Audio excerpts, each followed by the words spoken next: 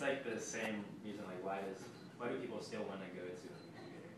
You know, like why do they still want an incubator? And I think that because there are so many resources out there, there begins to be a lot of entrepreneurs. Right? Yep, sure.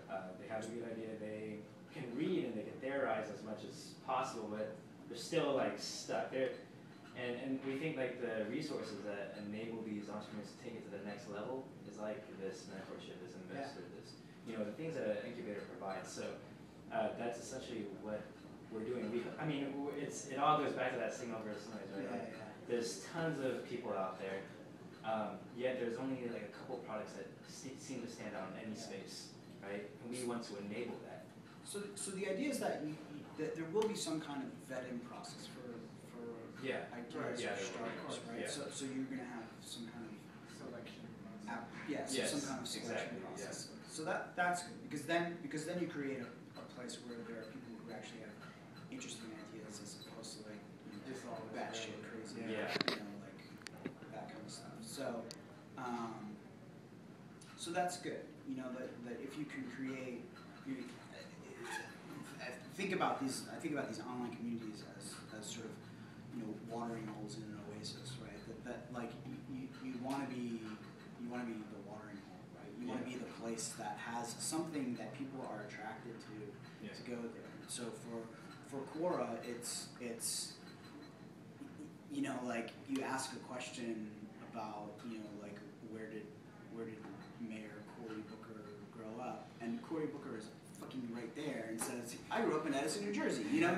So it's like, the reason that people go to Quora is because the signal to noise ratio is so high, it's so good that it happens almost every day where I see a question that says, what do you think Dennis Crowley thinks of Gowalla? You know, and Dennis Crowley answers the question and says, well, at Foursquare we're focused on, you know, so I mean, that's the value. So they've managed to somehow, and it would be interesting to study the sort of early days of Quora, which technically it is still early days, but like the early days, you know, how did they build that community?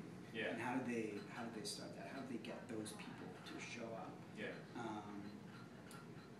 Because if you can attract, you know, like if you can attract people who have something to add, because you want to provide value to both sides. Again, you're in this double-sided market, right? So you want to be able to provide value to both sides. And so you need to be able to attract the people who are going to give advice, good advice to and mentor startups.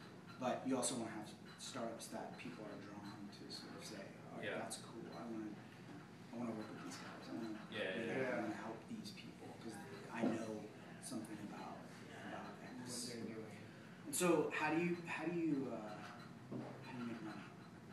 We're gonna like actually see like what DataStream does. Okay, so the idea is you will go out and raise.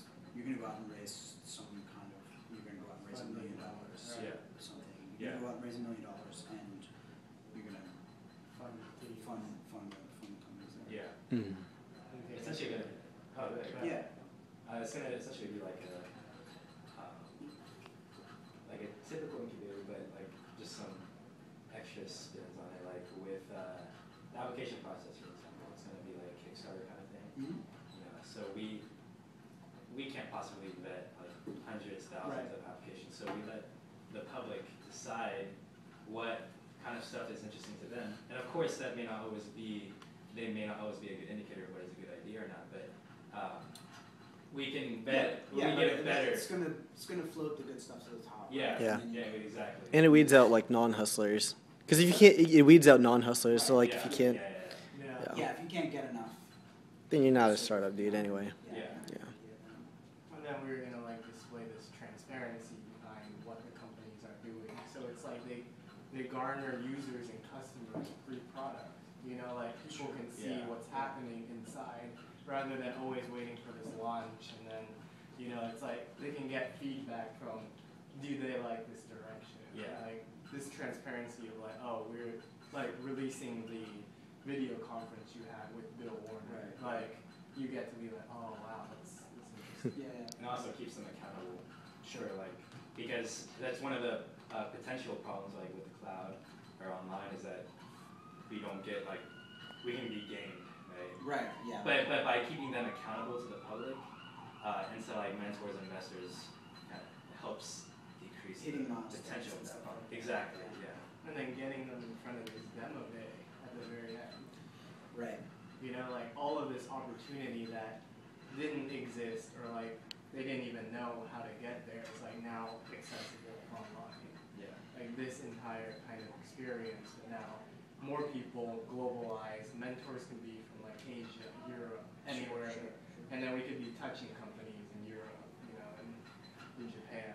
Just, Yeah, or Middle East, or you know, like, Yeah. just like it's, and you know, right now it's kind of like we're taking the incubator experience and just transplanting them Right. online, and